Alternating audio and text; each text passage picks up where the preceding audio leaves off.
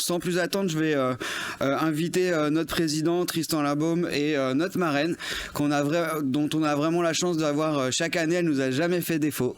Elle est toujours là avec nous et c'est une grande fierté qu'on a de l'avoir et de pouvoir partager tous les travaux avec elle. Donc je leur laisse la parole pour un petit mot d'introduction de cette matinée. Merci Romuald. Tout d'abord, moi je voudrais remercier classiquement ceux grâce à qui cet événement existe. Donc d'abord nos sponsors comme APL qui nous soutient depuis quelques années. Il ne vous a pas échappé que c'était un événement gratuit. Malgré tout, il y a des coûts. Là, on reste une association, donc on n'y arriverait pas si on n'était pas un petit peu aidé comme ça. Et puis on a aussi nos partenaires, l'INR, Planetech-Care, Numéum, Sinov et Corinne Lepage qui nous soutient depuis quelques années, et le fait d'avoir tous ces gens-là, toutes ces associations autour de nous, ça fait qu'on peut faire cet événement-là avec, j'espère, des informations, des conférences riches qui vous apporteront. Je vais d'abord faire un petit rappel sur ce qu'est l'Agite, si tout le monde ne connaissait pas, mais quelques chiffres. Alors déjà, l'un de nous deux, Rommel, ne s'est pas compté. Nous, on avait compté 9e édition du baromètre, mais peut-être que c'est là. En tout cas, c'est beaucoup. Et en tout cas, l'Agite existe depuis 2011, donc ça fait 13 ans quand même. Et je peux vous dire qu'autant maintenant, le Green IT, numérique responsable, c'est un peu rentré dans les mœurs. Je peux dire que quand on en parlait il y a 13 ans, on ne regardait pas pareil. Hein. C'était un peu, de quoi tu me parles, c'est quoi ton truc là, voilà. Donc on est assez fiers de ce que c'est devenu. Alors il y a encore un sacré boulot, hein, mais voilà, 13 ans, donc première association de professionnels engagés sur le numérique responsable depuis 2011. On a aussi d'autres choses qui durent maintenant, et Romuald en parlera, et c'est lui qui le connaît mieux, le baromètre. Hein. On est à la 4e édition du baromètre Green-IT. Je crois qu'il y a plus de 600 entreprises, si je ne me trompe pas, cette année qui ont répondu. Bon, alors, il y a plein d'entreprises, je ne vous dis pas combien, qui ont répondu, mais en tout cas, c'est un vrai effort dans la durée, et ça permet de voir comment les choses évoluent, ce qui reste à faire, voilà, et puis c'est des vrais indicateurs, et même si on regarde toutes les thématiques, c'est une bonne façon de se poser les bonnes questions globalement sur le numérique responsable. On approche aussi de la centaine de membres en comptant les organisations et les membres individuels, donc on voit bien qu'on est dans une logique de croissance, de gens de plus en plus nombreux et impliqués. Et puis on a aussi une vingtaine de livres blancs, ça c'est une des vraies forces de l'Agite, c'est-à-dire qu'on publie des choses qui sont issues d'un groupement de professionnels qui partagent des avis. Dans les professionnels, il y a des gens qui sont concurrents, donc à la fin on peut penser que ce qui ressort de ça, c'est quelque chose d'aussi objectif que possible, et objectif aussi parce qu'on est une association et qu'on n'a rien à vendre. Et ça aide pour construire des choses un peu concrètes. Et ces livres blancs, ils sont tous accessibles, d'abord à nos membres qui se sont construits, mais à tous et visibles sur notre site. Après, l'Agite, au-delà de tout ça, finalement, pour rappeler, c'est les objectifs, finalement, c'est principalement de mettre en avant des bonnes pratiques, de lutter contre le greenwashing. Hein, c'était un des sujets déjà depuis le début. Il y a 13 ans, on mettait beaucoup de peinture verte sur les portes. On en met encore un peu maintenant, mais on essaye de lutter contre ça. Et donc, c'est là où le fait de construire de l'information structurée et partagée est utile. Et donc de fournir des informations neutres et objectives. Alors je vais faire un petit constat aujourd'hui aussi sur la croissance, parce que dans l'informatique, finalement, c'est quand même un secteur particulier en termes de vitesse d'évolution. On parlait de la loi de Moore, des choses comme ça qui font que ça évolue à une vitesse incroyable. Dans le monde du data center, qui matérialise finalement la localisation des besoins et des usages informatiques, on se targue depuis des années de faire des croissances annuelles de 10 à 20%. Avec l'IA qui arrive, on commence même à se dire non, mais en fait maintenant ça va peut-être être plus 50%. Voilà, on arrive sur des chiffres qui sont quand même assez extraordinaires. Puis en même temps, on n'oublie pas que de l'autre côté, on est censé faire moins 6% par an si on veut atteindre nos objectifs. Donc peut-être pas très bon en maths, mais une courbe qui fait comme ça, une courbe qui fait comme ça, je ne sais pas quand elles vont se croiser. Donc on a encore du boulot, clairement, et aujourd'hui notre constat aussi à l'Agite, c'est de dire que un certain nombre de choses qu'on promeut depuis des années en termes de bonnes pratiques, c'est pas suffisant. C'est-à-dire que Aujourd'hui, on ne peut pas se satisfaire de dire oui, mais j'imprime en noir et blanc, je fais du recto verso, j'utilise les encres qui vont bien, j'utilise mon matériel plus longtemps, je parle plus vite parce que j'ai pas beaucoup de temps. J'éteins mon PC, voilà. Et surtout quand en parallèle, on a des Microsoft qui nous obligent à jeter à la poubelle 500 millions d'ordinateurs pour passer à Windows 11 qui va devenir obligatoire. Donc, est tellement mieux, voilà. Donc il faut arrêter de se satisfaire d'augmenter moins vite et ce qu'on pense, c'est qu'il faut passer d'une logique de réduction des coûts à une logique de réduction des impacts environnementaux. Parce que la réduction des coûts, finalement, les entreprises aujourd'hui, elles le font naturellement. Elles affichent du développement durable derrière, mais en fait, c'est leur intérêt de base, quoi. Un data center, réduire sa consommation d'énergie, il n'a pas besoin d'obligation de développement durable. Il le fait, c'est son intérêt. Et fort de ce constat qu'il faut aller plus vite, plus fort, on va proposer à l'Alliance de Kennedy. Ouais, d'accord. J'ai encore un truc à faire. Laisse-moi 3 minutes encore. On va proposer un groupe de travail sur de propositions d'obligations réglementaires pour les entreprises, pour se dire bon ben voilà, maintenant, qu'est-ce qu'on peut faire avant que ça nous tombe sur la figure? Qu'est-ce qu'on peut proposer comme action concrète? Donc si vous voulez rejoindre ce groupe de travail, il n'a pas encore commencé, mais vous êtes les bienvenus parce qu'il faut mettre de l'intelligence collective là-dedans. Et globalement, ce que je veux dire, c'est que l'Agite, son rôle, c'est un peu de gratter là où ça fait mal. Et je pense ça, hier, j'étais sur une table ronde avec une sorte de participants, on parlait de cloud, de RSE, de plein de choses, d'IA, etc. Et puis chaque fois que mes co-intervenants disaient quelque chose, je disais oui, mais... Puis à la fin, il y en a un qui me dit ouais, mais toi, t'es monsieur oui, mais... Oui, désolé, l'Agite, c'est le poil à gratter, voilà, et ça va pas changer. Et donc j'ai retenu, désolé Romain, je vais encore prendre 2 minutes, quelques fausses bonnes idées ou des solutions simplifiantes, je trouve. Alors, c'est pas des choses qu'il faut pas faire, mais les choses, on met ça en avant, on dit ouais, mais ça va sauver la planète, pas si sûr. Quelques exemples d'idées. Trier ses mails. Ah, c'est bien. Oui, mais l'impact de ça, c'est que dalle, faut être honnête. C'est pas le sujet, quoi. Hein, il y a des impacts sur les infrastructures, sur le streaming, etc. Donc, on fait pas du green. Je déteste qu'on en dise ça parce qu'on trie ses mails. Récupérer la chaleur fatale des data centers. Ça, c'est une idée qu'on retrouve partout. C'est super. On dit, oui, on entasse des radiateurs les uns sur les autres, on produit de la chaleur, on met en face, on met des clims pour refroidir tout ça. Est-ce qu'on peut pas récupérer cette chaleur? C'est du bon sens. Faisons-le. Autant que c'est possible. Oui, mais c'est pas possible partout. Mais sinon, on l'aurait fait. Hein, il faut des réseaux de chaleur, il faut la bonne température. Enfin, il y a plein de conditions que des gens comme APL d'ailleurs vous expliqueront. C'est pas aussi simple que ça. Alimenter les data centers avec du photovoltaïque. Pareil, oui, enfin, quand il y en a, je ne veux pas dire que c'est du greenwashing, mais enfin, si ça fait 1 ou 2% de la production des data centers, c'est le bout du monde.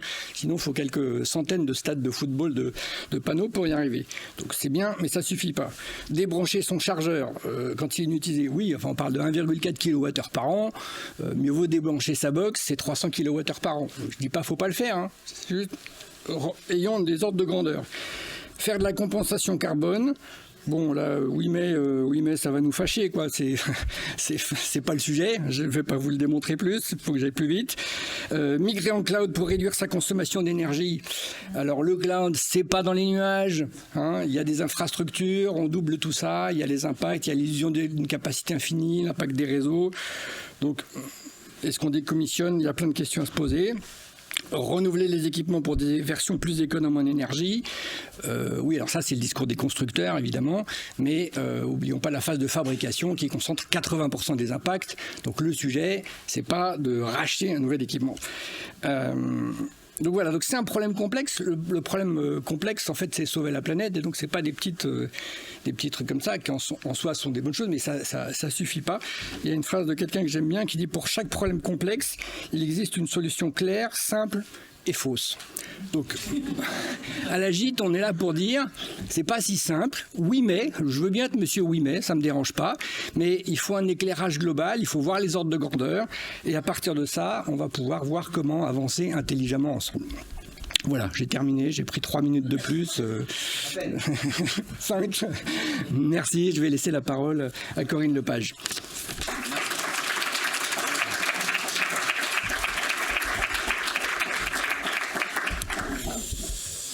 Bonjour. bonjour à toutes et à tous.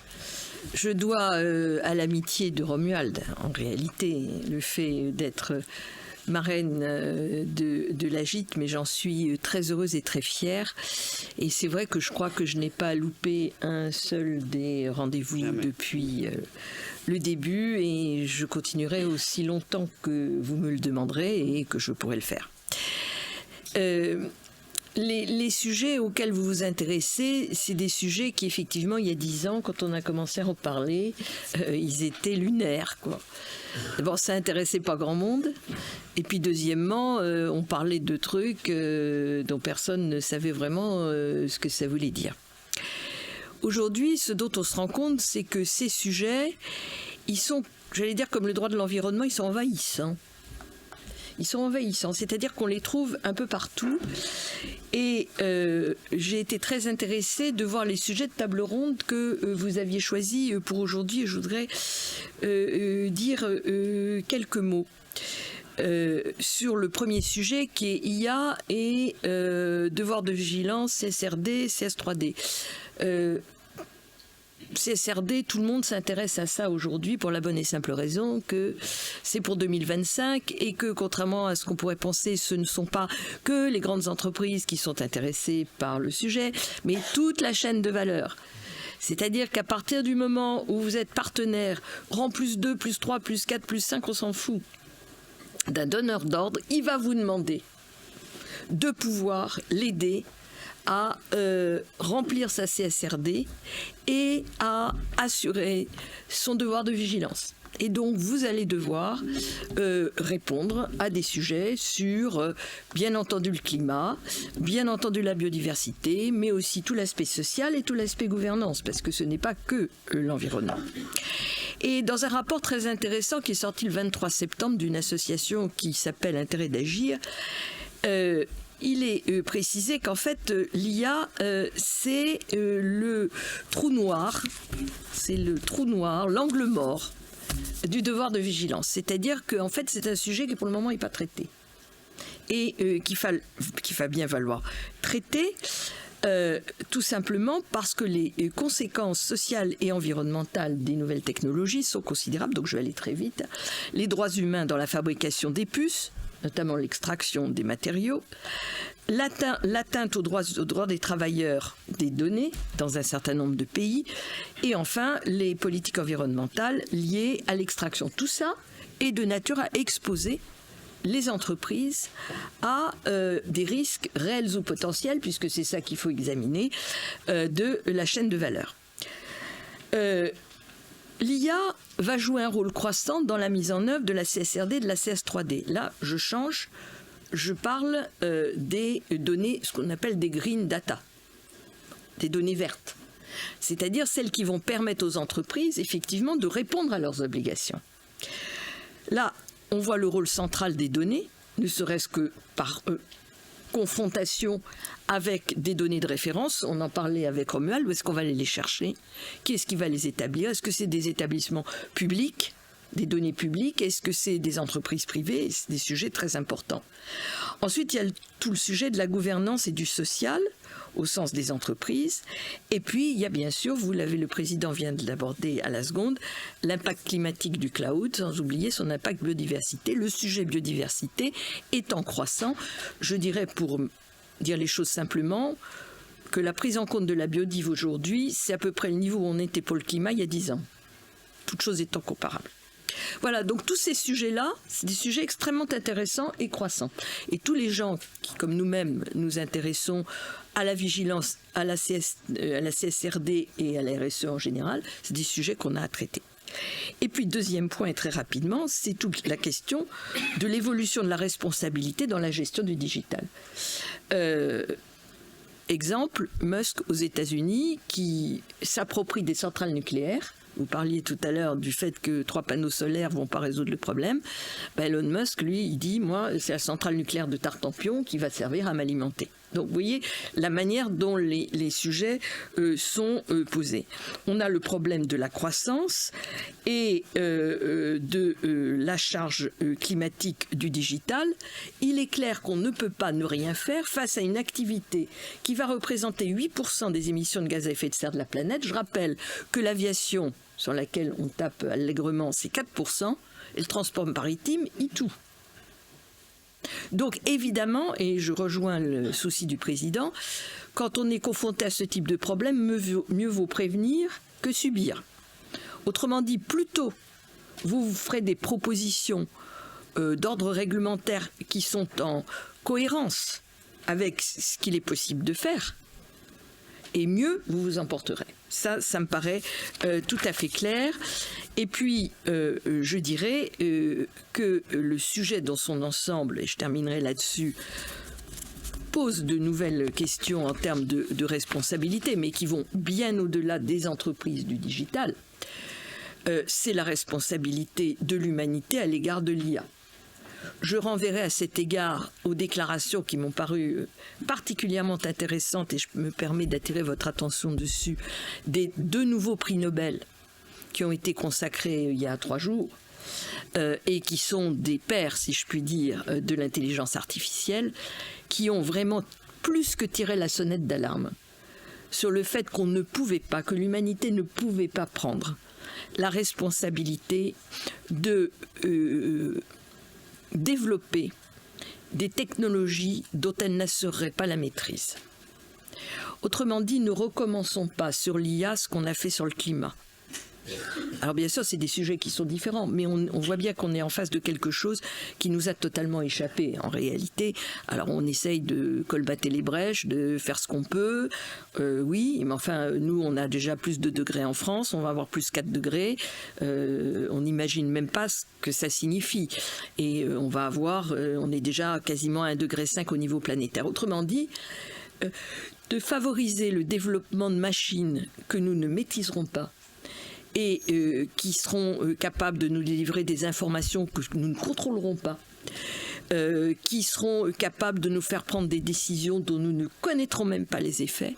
Les prix Nobel, c'est-à-dire les gens qui ont pensé ça, disent « halte là ». Est-ce que l'humanité aura la sagesse de maîtriser ce qu'elle sait faire? Jusqu'à présent, il n'y a pas de précédent.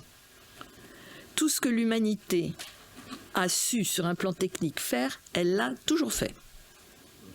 Là, je dirais qu'on change de nature, c'est pas de degré, c'est-à-dire qu'on est en train d'imaginer une génération de quelque chose, parce que c'est pas quelqu'un, mais c'est quelque chose entre le quelque chose et le quelqu'un, qui serait capable de devenir en fait le maître des décisions du monde. Est-ce qu'on va avoir la sagesse de nous pas arrêter, mais enfin de ne pas progresser plus vite que la maîtrise que nous serons capables de mettre en place ou pas? Je dirais que c'est un des grands sujets qui est sur la table, et je pense que des gens comme vous êtes particulièrement bien, je dirais, en place pour y réfléchir peut-être mieux que d'autres. Merci beaucoup.